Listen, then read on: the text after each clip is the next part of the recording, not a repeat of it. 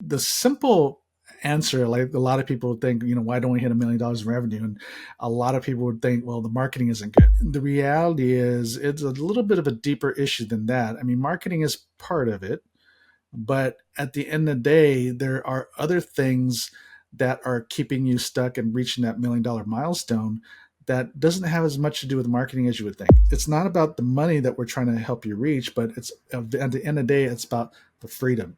Thriving in Tandem. It's a podcast for you, the married entrepreneur that wants to win in business and marriage at the same time. Welcome to Thriving in Tandem. All right, today's episode is about why only 5% of business reach over $1 million a year in revenue. And that seems like such a small number to me. Which one, the million or 5%? That there's only 5%. I would thought the number would have been a lot higher. Yeah, and I probably did too, but I think, as we look around just the neighborhood, right? When you look at the businesses around the neighborhood, what percentage of them would you guess are making over $1 million? Or let's take a big number, 10 million, a little bigger number, 10 million. Mm-hmm. It's going to be those, well, it might not even be some of those chain stores, right? Maybe Target, right? Whole Foods, those bigger ones. But the majority of the businesses in our neighborhood, in our city, are classified as small business. And when you look at it, $1 million a year in revenue, I mean, you look at the clients that we have, honey, they're doing pretty good, but most of them are making less than $1 million a year in revenue. It doesn't mean they're poor as business owners, right? They're doing well financially. But as a business as a whole, doing $1 million a year in revenue is actually a big number. It's bigger than I think most people think. I think it's more difficult than a lot of people think. And so the reason why we picked this title is a lot about it's kind of a number. I think I don't know if consciously most businesses are thinking about this, but at least subconsciously, that's a number where they feel once we get to that point, then they'll have greater freedom to do what they want to do, right? Take more vacations, be home with the kids, be coaches on the softball team or little league or whatever. And, more freedom, right? The freedom that you wanted when you started this business. And I think that $1 million milestone is kind of a number, right? And so, because that means you have more staff and all that to be able to handle more responsibility so you can get away. So really at the bottom line is I think this discussion today is going to be why your business stays stuck. Well, I think it's more than just a number of $1 million, right? I mean, there's so many things you have to have into place. It doesn't just like magically appear because you've hit that number. Yeah. And so I think the simple answer, like a lot of people would think, why don't we hit $1 million in revenue? And a lot of people would think, well, the marketing isn't good, right? And their sales process, that's where you usually tinker. Where the reality is it's a little bit of a deeper issue than that. I mean, marketing is part of it, but at the end of the day, there are other things that are keeping you stuck and reaching that $1 million milestone that doesn't have as much to do with marketing as you would think. So that's what we're going to talk about today. And we're going to, I think hopefully it's not about the money that we're trying to help you reach, but it's at the end of the day, it's about the freedom. And I think when you start looking at these 5 points that are keeping most business from reaching that $1 million milestone and having more freedom, you'll kind of, hopefully this will be a aha moment, and the light bulbs will come on, right? Yes. So the first one is, and we see this all the time, and you've probably said it yourself, wearing too many hats, right? The average business owner, especially those making less than $1 million a year revenue, are just wearing too many hats, sometimes all the hats, right? And I know we have some listeners that are solopreneurs, that we call it, just they're basically self-employed, they're working for themselves, they don't have a team, they don't have a financial or administrative assistant. So basically you're doing everything. And so it's kind of like a chicken or the egg issue, right? Because they say, well, I have to wear all the hats because I can't afford to hire somebody to handle some of these other responsibilities, right? Mm-hmm.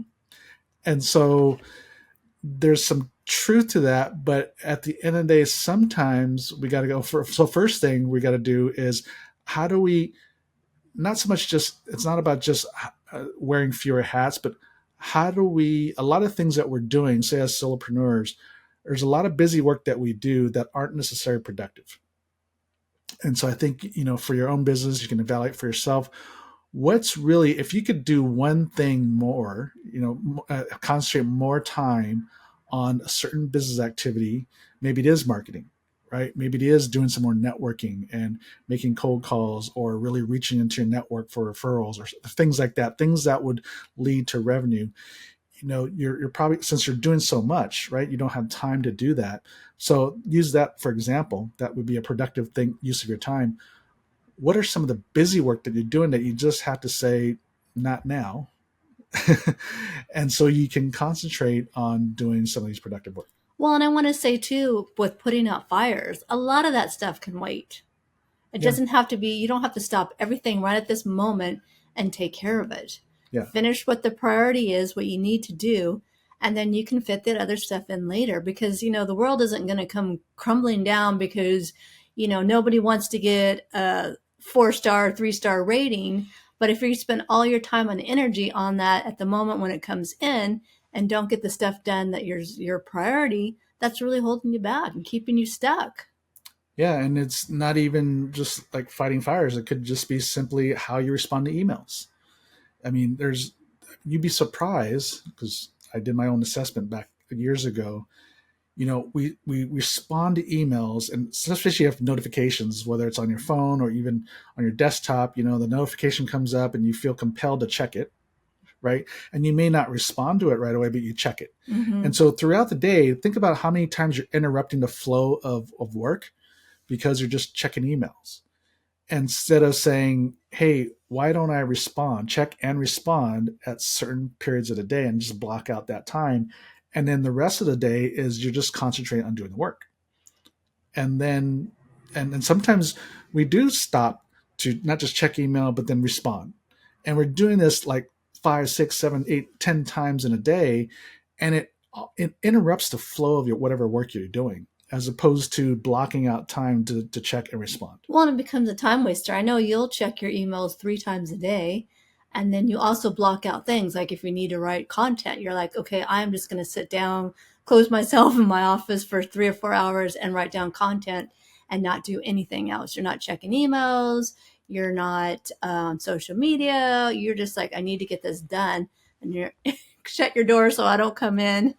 And you just have that time that you need to just sit down and focus. Yeah. And so there's, so how do we prevent ourselves from wearing too many hats or just doing too many things all at once? And that's really sometimes organizing your time a little bit better. It's blocking out time, making sure you're not doing busy work. It's just interrupting the flow of the productive time, of the productive type of work you're doing. And also think about, these days, with how easy and how inexpensive it is to hire a virtual assistant, to hire some of those administrative duties and even checking emails for you, right? It doesn't have to cost you a lot of money. I mean, say $10, $15 an hour for someone to do some of those basic things to free up your time. And it only might be only 5 to 10 hours a week. But then think about that as an investment into your time to spend those extra 5, 10 hours a week to doing more productive work, like networking, checking with your referral sources, developing content, just research and development, developing new course, or even, looking at new products or recipes for your restaurant, right? All those things that would move your business forward. What can you do with that extra 5 to 10 hours? So there would be a return on an investment, right? It's not an expense to hire a virtual assistant. It's actually an investment back into your time that leads to revenue generating activity. So, what can you delete, delegate, or automate? Yeah, automate, delegate, or eliminate. Yep. Oh, okay. AD, that's what you're trying to say. Yes. Automate, delegate, eliminate. Yeah. The second one would be you're casting too wide a net. This is kind of a marketing issue, that we want to reach as broad an audience as possible. Because we ask, who's your target market? What do we usually hear? Everyone. Everybody, right? So if you're a restaurant, well, anybody, because everybody needs to eat, right?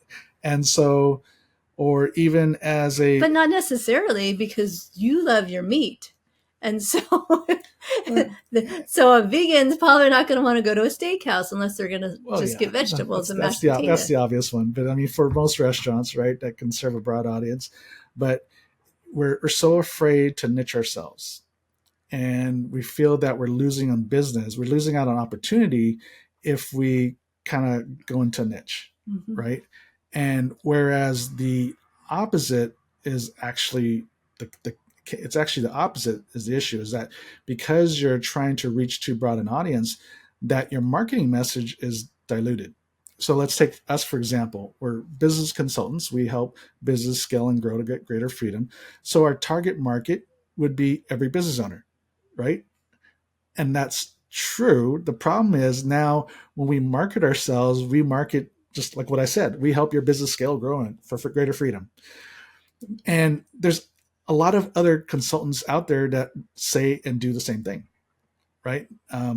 Versus our niche is helping married entrepreneurs have greater work-life balance. And a lot of what we do is to help position a business to scale and grow for greater freedom. So our niche audience would be married entrepreneurs. And I remember when we first started doing this, right? People said, "Oh, wow, that's a niche audience." Mm-hmm. And I said, "Well, do you understand what percentage of business owners are married? Because that's our target market, our broad target market are married business owners. It's 71% of business owners are married. So just from a just it's a broad target for married business owners, it's a pretty big market. It's 70% of all business owners. And so it's not that small a market as you would think, but the messaging, right, is a little bit tighter so that these, and also it's not just we're targeting married business owners, but it's those that want better work-life balance, right? So we're even defining the niche further, meaning that we're getting into the psychographic of, is this a felt need of yours? If not, fine, we're not for you.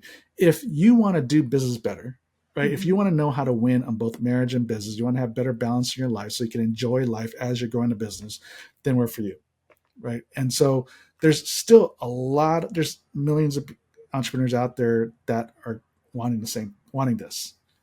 So you'd be surprised when you talk about niches, when you run the numbers on your niche, it's actually a pretty big market. But what happens is when you define your niche, then all of a sudden you really reach your target audience, the person that's saying, "Hey, I really want Mexican food tonight, right? I'm going to go there." Mexican food, honey. Yeah. That sounds good. So when you define who you are and the type of people that you serve, you actually are going to reach your marketing efforts is going to be better because it's more the messaging is focused, the audience, your target audience, and say, "Hey, that's me," Mm-hmm. because you're not just talking about any kind of food. You're talking about specific kinds of food, which means if I'm in the mood, I want to go there. But if I just say, "Hey, we're a great restaurant with great food," well, there's a lot of other restaurants doing that, right? Or sometimes I get confused when they have Italian, Mexican, Chinese, Japanese, like all the different cultures. And I'm like, so what exactly do you specialize in? Yeah, I mean, what do you call it? Um, that big chain, Cheesecake Factory. I mean, they sell everything too. They sell all ethnicities, and there's a market for that. Although, if you really want really good Chinese food, you're probably going to not opt into Cheesecake Factory. If you just want to make a broad audience happy, like you got a group, a family, whatever, it's Mm-hmm. a good place to go, right? Because there's a mix. But if you really want good Chinese food, you're not necessarily going to go there. Or if I want good Japanese food, I'm not going to go Right. there. And I think people also like the big portions. But, anyways. Yeah. And so there's a market, but at the same time, for people that really want quality in a specific area, like since we're talking about restaurants, they're not going to go to a restaurant that serves all of it. Because inherently we know that's not their specialty. It'll be good. It's not going to be great. Right.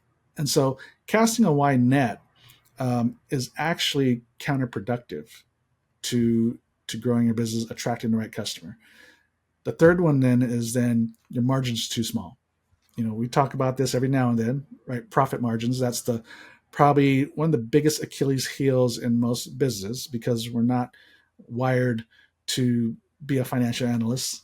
We're not trained accountants or CPAs and CFOs. We just want to sell stuff, right? We just want to throw it out there and hope somebody buys. And most business owners don't want to deal with the numbers, Mm-hmm. right? So therefore, because of that, it doesn't get a lot of attention, and therefore we are don't realize most business owners don't realize how small margins they're running under. And when your profit margins are small, that means you have to sell more and reach more people to make a decent amount of living, a decent living, and a decent amount of profit. Well, and a lot of times we ask our client, what is your number one top seller? And a lot of times it's not what they think it is. Mm-hmm.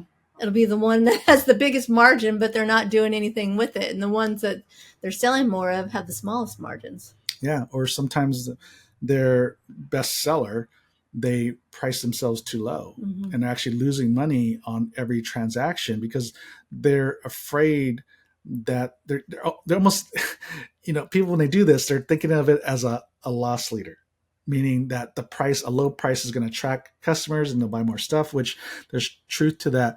But when it's your top seller, if it's your quality item, your flagship product, as we would call it, you don't use that as a loss leader, Mm-hmm. because that's where you make your money. You use other items that aren't your flagship product as a loss leader, if you want to call it that, to attract people in so that you can sell them your flagship product.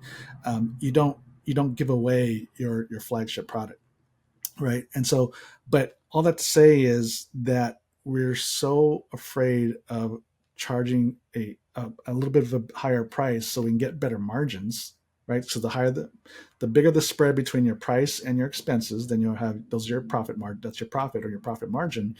The greater that spread, the greater your margin, the less you have to sell to make a decent amount of profit. And we all want you to be profitable because we want you to stay in business and be able to uh, finance your family, Yeah, support your family. because it's from the profit that goes to, like, paying for the administrative assistant, to purchasing new equipment that makes your business more efficient, Innovation. more software, yeah, more time for you to be creative and think and innovate, yeah.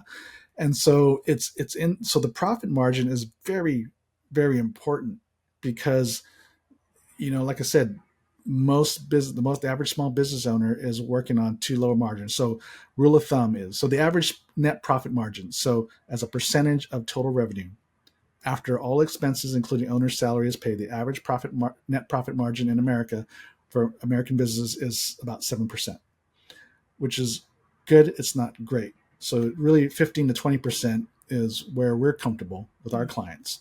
That has the adequate amount of profit left over to invest into the business. Well, and you wanted some money for a rainy day, or if you got to replace a piece of equipment or something, you want to have the money to be able to pay for that.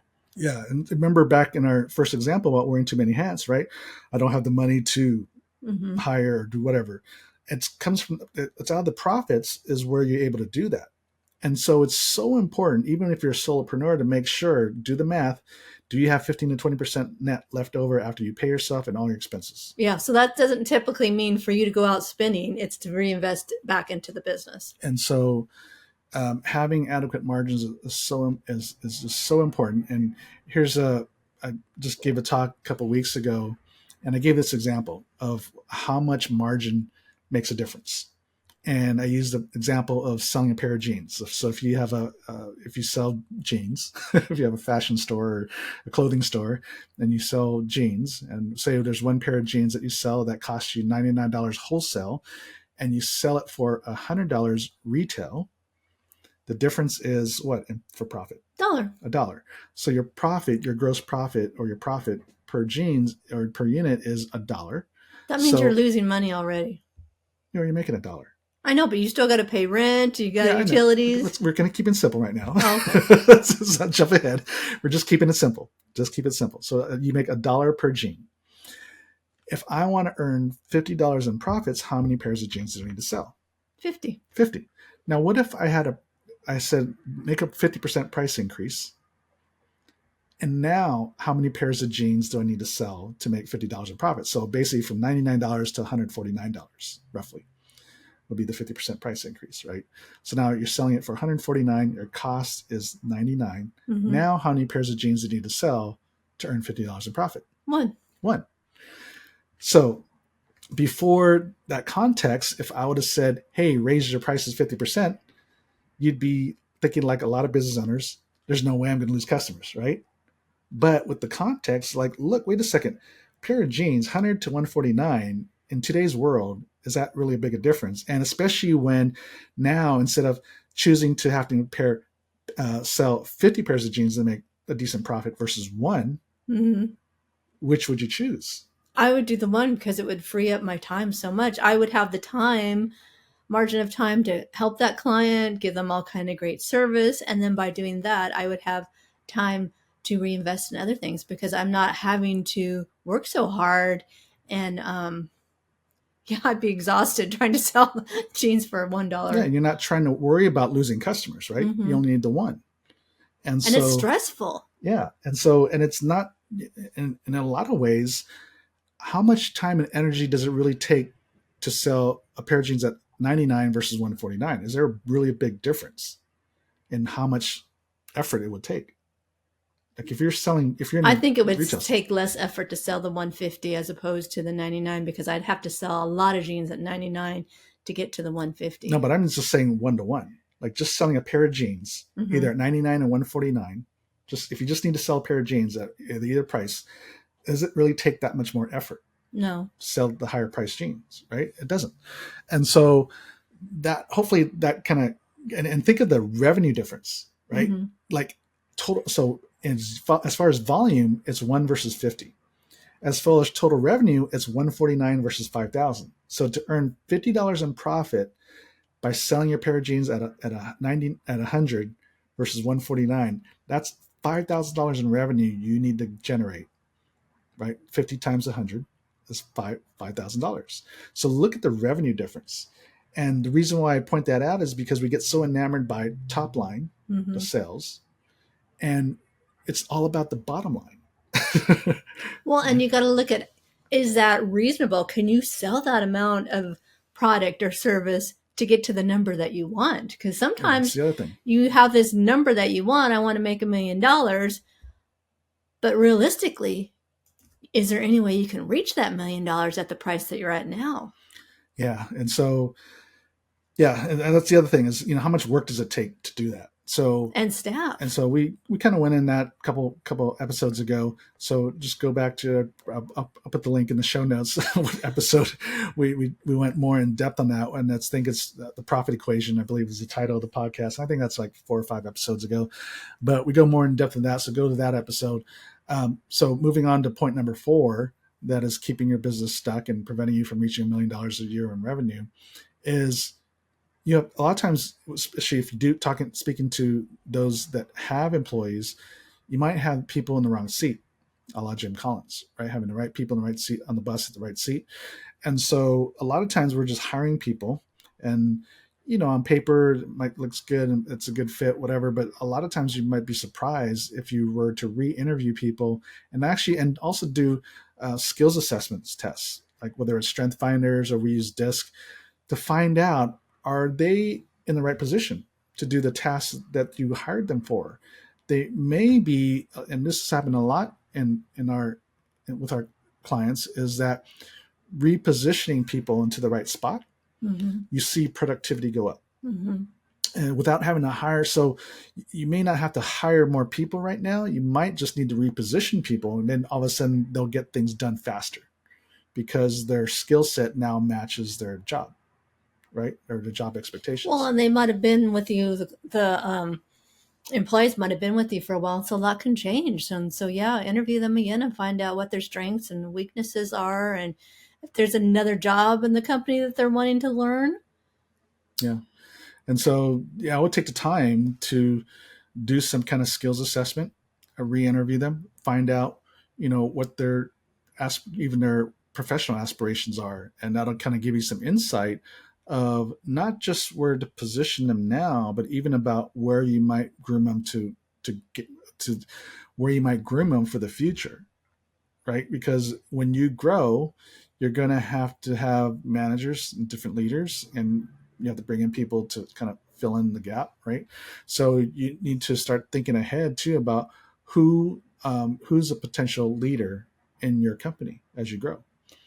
Well, and I'm thinking too, maybe there's another position they want to learn or a part of it, that something else that they could take on that they really love that you could give to them and train them up. Yeah, because they may be getting their work done. Sorry for the of a horn out there, but you they may be getting their work done a little bit faster than you think. They might be just twiddling their thumbs for a little bit, wasting Yeah, maybe time. they're bored. And so maybe, yeah, it might be a good chance, the opportunity to see, hey, what else can we put on your plate?